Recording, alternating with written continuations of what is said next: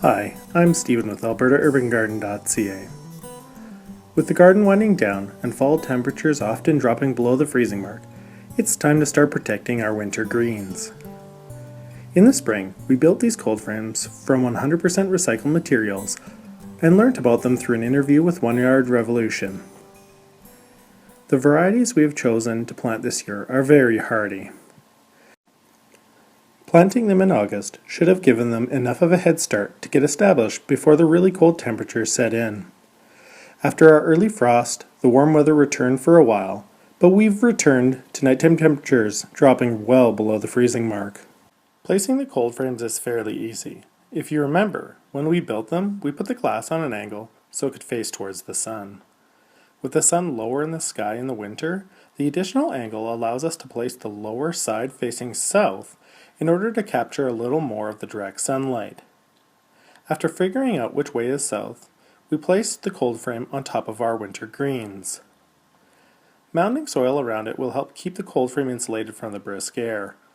Soil traps a lot of air and acts much like snow as a fantastic insulator.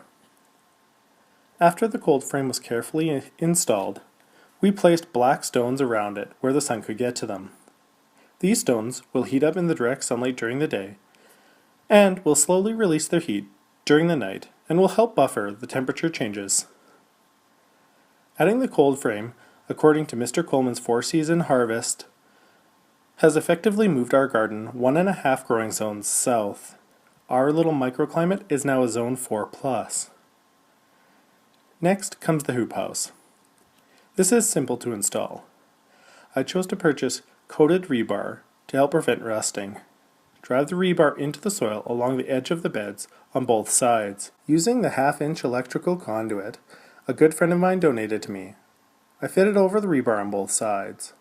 You'll want enough supports to prevent sagging, or run a support at the peak of each rib connecting them all together. Once completed, it's a simple matter of taking 4mm greenhouse plastic or greater and draping it over the frame. Using scraps of lumber and more black stones, carefully secure it so that no cool air can sneak in. This second layer of protection has moved us 1.5 zones further south to a balmy zone 6. It is important to remember on sunny days, even below freezing, the cold frame and hoop house can heat up quickly. Make sure to open up one end of the hoop house in the morning and crack the cold frame. Close it up at night and your veggies will be nice and happy.